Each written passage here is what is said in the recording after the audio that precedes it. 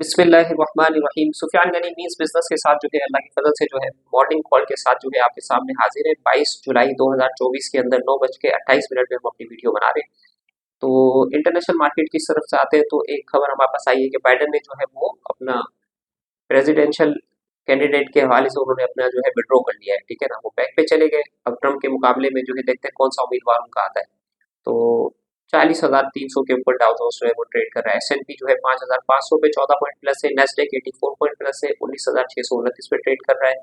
और निके देखते हैं 79 माइनस है, शिंगाई 21 माइनस है और इंडिया भी इसी तरीके से 21 माइनस है। ठीक है ना, बांग्लादेश के अंदर जो है वो हालात कुछ अच्छे नहीं है। और इंडिया की तरफ आते हैं तो सेंसेक्स के अंदर आते हैं तो 9 पॉइंट जो है वो सेंसेक्स प्लस है, 80,613 के ऊपर ट्रेड कर रहा है।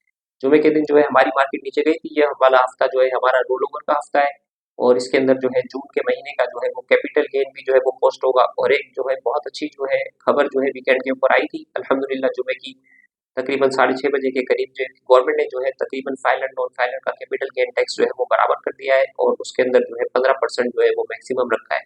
एक साल की होल्डिंग के ऊपर 15% गेन टैक्स आपको देना है और इसके बाद जो है उसके अंदर जो है आहिस्ता आहिस्ता आहिस्ता आहिस्ता अगर आप 6 साल के बाद शेयर बेचते हैं तो आपको जो है कोई कैपिटल गेन टैक्स आपको नहीं लगेगा।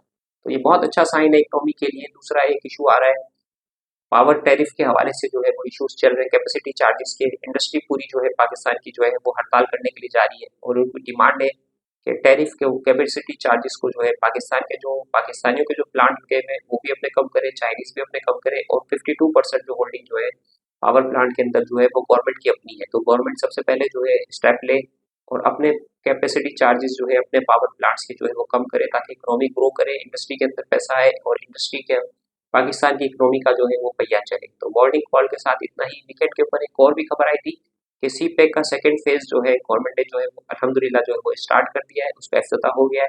सेकंड फेज के अंदर चाइना की इंडस्ट्रीज जो है वो पाकिस्तान के अंदर मूव होनी है। ठीक है ना, तो उसका सबसे बड़ा जो बेनिफिशियरी है वो सर्विस इंडस्ट्रीज के अंदर जो है वो एक बहुत बड़ी चाइना की कंपनी जो है वो इन्वेस्टमेंट करने के लिए जा रही है। तो टायरों के अंदर जो है यहाँ से वो टायर बनाएंगे और इसके साथ जो है वो अमेरिका के अंदर जो है वो टायर को जो है वो एक्सपोर्ट करेंगे क्योंकि चाइना के ऊपर अमेरिका ने टैरिफ लगा दिया है।